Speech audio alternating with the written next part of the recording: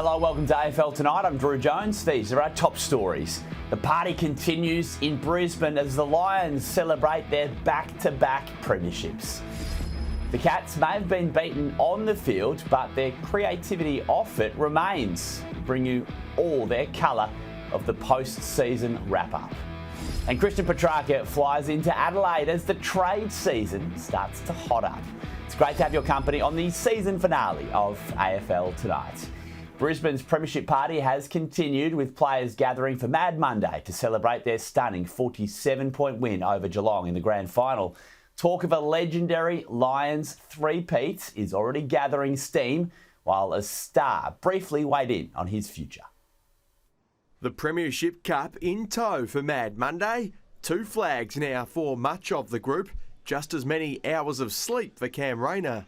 I think I've had maybe 2 hours of sleep in the last couple of days, which has been nice. But I got back home last night. Got to see the dogs as well, which is pretty good. So I put the medals on them last night, which is awesome. But yeah, it's, the party rolls on. Brisbane's latest drinking session following plenty of celebration already. Someone who didn't play in this year's decider, putting his name forward for best off-ground. Geez, I don't know. I think Bez has been pretty good. He always seems to pull his weight around. Kyle Oman, Logan Morris, the usual suspects have been pretty good. So all the young boys are carrying us along, which is nice. Josh Dunkley may have a headache after the last 48 hours, but it is far better than the pain he carried on the field, playing through a Grade 3 syndesmosis in the decider. Yeah, it's tough. I mean, all players always have injuries in games like that, and you know it's that time of year, so you carry things throughout the season. But unfortunately, I had to carry it from the prelim to the granny, and it's all part of the game. It's all worth it at the end of the day. While they may have sealed back-to-back flags, the Lions have already got an eye on a premiership three-peat. The first time when you win one, it's a bit of a whirlwind, and you can't quite believe it. And then the second time, I think it's just a little bit of content, relief, and you never let your mind wander to the fact that you could do it again. But now that we've got there, you just want to taste it again and again and again. After the celebrations, some big calls to be made, with several players weighing up rival interest. Hugh McCluggage hopeful the side can stick together. Yeah, we definitely would. We've built a really close group here, but we also understand that that's part and parcel with becoming a really good club, that you might possibly lose some players. We hope we don't, but we'll let those boys make their decision and see what happens. Zach Bailey, a huge target as clubs circle the star. His future beyond next season not on his mind just yet. We know that you've been linked to Adelaide. Have you thought very much about your future over the last couple of days? Not at all, to be honest. Not really. Would you like to stay here? Hey? Yeah, absolutely. I love Brisbane. So. The big decisions can wait, with premiership partying set to continue well into the week. David Zeta, Fox Sports News. The boys are having a good time. Spirits not quite as high at the Geelong Mad Monday today, but the players still went above and beyond with their commitment to fancy dress as they do every year. Bailey Smith leaning into the celebrity persona he's building by channeling Brad Pitt's character in the movie Legends of the Fall. And a few of the younger players, they outed themselves as Marvel fans as they repped the Fantastic Four. That's Connor O'Sullivan there. Patrick Dangerfield and Reece Stanley, though, getting the votes as they came as legendary rancher John Dutton. You're going to lose well. No, we are channeling Yellowstone. Dangerfield fairly happy with his own work there, so Smith just can't escape the spotlight. Even his own teammates couldn't help but poke fun at the superstar midfielder and his infamous links to Cat's major sponsor Cotton On. Max Holmes decided to push the boundaries as well, dressing up as football's first lady, Carolyn Wilson, and donning the famous Caro's arrow. All right, so some shenanigans in Geelong today. The premiership has been won. The AFL's silly season is about to kick off in earnest. So let's bring in David Zeta, who joins us to look ahead to the trade period. David, good to see you as always. What are some of the storylines we're following? Well, there are so many, Drew, heading into this trade period, probably as busy and as intense as it has been for quite some time. So Zach Merritt, of course, the marquee attraction when you come to trade period, and about his future whether he will remain at the Essendon Football Club, despite all the turmoil that has happened over the last few weeks with the revelations. He met with Hawthorn coach Sam Mitchell. He is keen on trying to get to a club with more success. And look, the best and fairest is on Thursday. Now, John Ralph told us on Fox Footy on the weekend he is expected, he will be at the best and fairest this week, and that will be a big step, I think, an olive branch of sorts. He is expected to win his 6th best and fairest at the club. He has a remarkable record at that football club, and the esteem in which he has been held by fans, at least, has been enormous, which probably goes to show how significant I think that reputation has taken a hit in recent weeks with this move, this talk about a move from the Bombers. So Hawthorn very much still looming large. There is still so much to play out there, still more things Zach Merritt can do. He can publicly request a trade. He can say, I want to leave the club. He hasn't done that yet. He didn't do it at the Brownlow last week, so that is certainly one to watch. Now, also one to watch is Charlie Curnow and what Geelong do. Yes, they fell short at the final hurdle, but they could get even better this off-season. So Charlie Curnow, I think, would like to play for Geelong. It has been reported widely that the Cats are, if he could pick a club, it would be the Cats, but it is very difficult because they just don't have the trade capital at the moment to get it done. They've ruled out Shannon Neal being a part of the trade mix. Andrew Mackey, the head of football, said as much, and Andrew Mackey also said after the grand final that they want Carlton to start the conversation here. They have to be open to it, otherwise there's no point going down this road at all. So Charlie Curnow is certainly hopeful that he can go down the road that is the highway to Geelong in 2026 and beyond, and it would be a massive win for the Cats to bring in him alongside Jeremy Cameron. What an absolute dynamic duo that would be for the Cats as they try and go one step further in the 2025 season. So Rowan Marshall as well, one to watch out for. So much still to play out when it comes to the trade period and the Cats, and as well as the Lions. All right, David, there's been a development around Christian Petracca's future today. Melbourne prepares for a big off-season. What can you tell us about what Petracca was doing today? Well, Christian Petracca at Adelaide Oval. Josh Money with some pictures there of him arriving at Adelaide Airport and getting out with his partner Bella and his manager Anna Scully. So they'll be meeting with the Adelaide Crows to see what they have to say, assess the town, assess the city, see what they think of a potential move to the Crows. It would be massive for them that they lack that midfield depth or that midfield power that goes beyond the first couple of players. So to bring him in would be probably the missing piece of the puzzle. Now, Gold Coast as well are keen on Christian Petracca.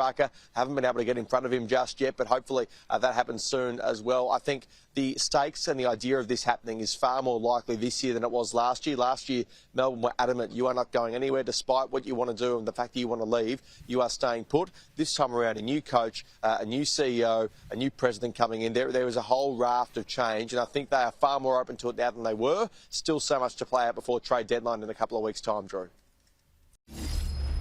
Here we go, two great clubs, two great teams, one big day to decide who is the best in 2025. And now Rayner hasn't had a big impact yet, but he launches and gets it long and strong. Morris impeded a little. Charlie gets his moment here. Charlie toward goal! Magnificent Charlie! It's good to have you back. He might have saved one there, and he might create one if the Cats can take off. O'Sullivan out to spin, missed him. Zorko again, little fake to Lockie Neal. Long Lockie Neal. The super sub. He turns, he spears it to the pocket. Guthrie gets in the hole. Plays it carefully, maybe too much so to O'Sullivan. Had to handball, gave it straight to Rayner. The goal was there for the taking, and he took it. It's been a demolition. Gallop, Lohman, so many options. Feeds it to Neal. Little flick pass was good. Lohman, the showman! And he struts and tells the world, try and stop us in the years that are coming. But Charlie Cameron, one of their heroes, heads out wide. Will Ashcroft, he holds it up. He holds it up. What's going on? From the front row to the nosebleed section, they are celebrating. They are the first club to 5 flags this century. The main men again. Brisbane go back to back. A premiership of unbelievable courage, belief and brilliance. True Lions, true champions. Yes, the main men again indeed. Brisbane go back-to-back in front of more than 100,000 people at a memorable day at the MCG. It's great to have your company. Welcome back to AFL Tonight. I'm Drew Jones. Plenty of talking points, a stack of them to emerge from footy's biggest day of the season. So to talk about it all, here's David Zeta and Nick Dal Santo to look back on how the Lions' grand final triumph unfolded. Dale, thank you very much for joining us as always, the last time in 2025. We'll start with the big one. What did you think of Snoop Dogg? Oh, that's the big one, is it? I thought he was really good, is my personal opinion. I'm a fan of a few of his songs. I love the way Andrew Dillon tried to join in his vibe and, called him the D-O-double-G. I thought it was great theatre throughout the course of the week. I understand it was a little bit controversial. But I think he and all those that perform on Grand Final Day always have a huge challenge. It doesn't quite look as good during the day. The space that they have to fill, the direction that they face, I thought taking that all into account, I thought he was really good. I'm going to give him an 8.5 out of 10. 8.5? Because I like him and I like some of his songs. I thought he did a great job. No swear words either. What's your dream act? Oh, my dream act? Well, Robbie Williams was there a few years ago and I thought that was pretty cool and I was there for that. What about Bon Jovi? I know we're winding the clock back a little bit, but he's got some classics. I'm sure that they've remixed a few of their songs over the years, so the younger generation might actually know the words. So maybe Bonners going forward. Bonners, very good. Or the Chili Peppers. Yeah, while okay, I'm here. all right. Chili Peppers. All right. What about the game itself? What did you think of that? Loved it. How can you not love it? I openly have to put my hand up and say I did not see that coming. We speak every Monday. We dissect every weekend's games. We go through it, who we think can and can't win. And I openly said maybe a few weeks ago, I just couldn't see the Brisbane Lions getting it done. I even felt like that Saturday morning. I felt like that Saturday afternoon when that ball was being bounced. And the main reason behind that is and I'm wrong. I'm clearly wrong. And what a credit to the way that the Brisbane Lions have responded off the back of that first final, is I just couldn't see that four-line getting it done on Grand Final Day. No Hipwood, no Joe Danaher off the back of last year. I just couldn't see Gallup. I couldn't see Morris standing up on the big stage. Now, combined, they probably didn't have a huge influence on the game, but they soaked up defenders. But what they did was allow some of the others to get to work. So you put that all together, it worked perfectly. You look at Fags and the week that, what they would have gone through with the Lachie Neale, and I listened to his post-game presser. He was either a genius or crazy. And he's come out the side as the genius with the Lachie Neale situation. I couldn't understand why he was going to be the sub until it was explained. And then you listen to the explanation, you go, wow, that really makes sense, and it was played perfectly.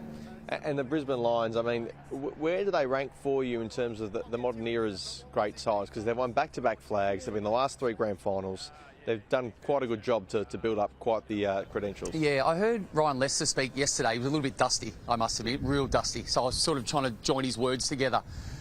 But what he was saying was the second one was better than the first. And the reason he explained that and said this is why is a lot of people can win 1, but not many can win 2. And no one, or rarely, do you get 2 in a row. And I thought that's a really good point. So they played in 3 grand finals. The last 7 years, they've had 2 premierships, a second, 2 semis and 2 prelims. That's an exceptional 7 years, and the scary bit is there might be more to come. They are an exceptional team, and the challenges that myself and a lot of us thought they couldn't stand up to, they did. And I think they can only get better from here. So they're going to get Sam Draper and Oscar Allen in as free agents. They might lose a couple as well just through trade. What do you think? How far ahead of the rest of the pack are they in 26? Because I assume for you at least that they'd be the team to beat next year. Yeah, and don't forget the injuries that they've had. Hipwood wasn't there, Kitty Coleman. They actually had a handful of players. You think, I reckon they're probably still in their best team. The depth is exceptional. So even if they do lose a few of those players, they've been able to find people to not only fill that void, but maybe exceed what that previous person was doing. They have to be the favourite for next year. Now, that's the obvious answer, but you look at those couple of names that you've just mentioned that we expect to come into their team. They had, 8 players under the age of 22? They got a young kid in Will Ashcroft that played his 58th game on the weekend. 58 games. And there's a general conversation in football that you need to play 3 or 4 years before you sort of find your feet and you cement your spot and consistent enough to play AFL football, let alone win 2 Norm Smith medals. It's a crazy story. It's a credit to him And the stories that you hear about what he does behind the scenes, with his craft, with his diligence, with his preparation, and he's a star already. Geelong, on the other side of things, obviously a pretty comprehensive loss. I don't want to be mean to you, but in 2010 in the replay, things got out of hand pretty quick. What's it like on the field as a player? Do you feel helpless? Like when that sort of stuff's happening and the game's just sort of almost, your season's gone right in front of your eyes, what is it like and how come it's so difficult to arrest that momentum? It's a really good question. So there's a couple of pieces in that. In the last 10 years, the margin on grand final day has been 44 points. So you think about the two best teams in Australia rock up on grand final day and you think if it's not an even contest, someone's slightly, just in front. And the Cats were odds-on favourite to win on Saturday afternoon. Yet the margin's 47 points. So the sports psychology is crazy to think about. How does that occur? Then you look about the Cats. It's their equal fourth worst loss in the last 7 years. Why on grand final day? Where did that come from? And I don't think anyone really saw that coming. Then you ask about 2010 when we go back to that draw. It's a lonely feeling. I don't know how else to sort of describe it. There's 102,000 at the game. There's millions watching it in Australia and around the world. And you feel lonely and you feel isolated and you feel like you're the only person on the field when the other team is piling on goals. When you still know that you're trying, you never want to truly give up, but it's becoming more and more out of reach. And I saw that for one of the very few times with the Cats on Saturday afternoon. I haven't seen them give up easy goals like that, nearly ever. But it was one after another. Now, that is credit to the Brisbane Lions, but it was also the heartbreak of the Cats, goal after goal against them. What did you make of Chris Scott's press conference? He said there were a few reasons that they didn't even think they'd get to that point, and he didn't want it to be sour grapes. He was happy to see the back of the sub rule.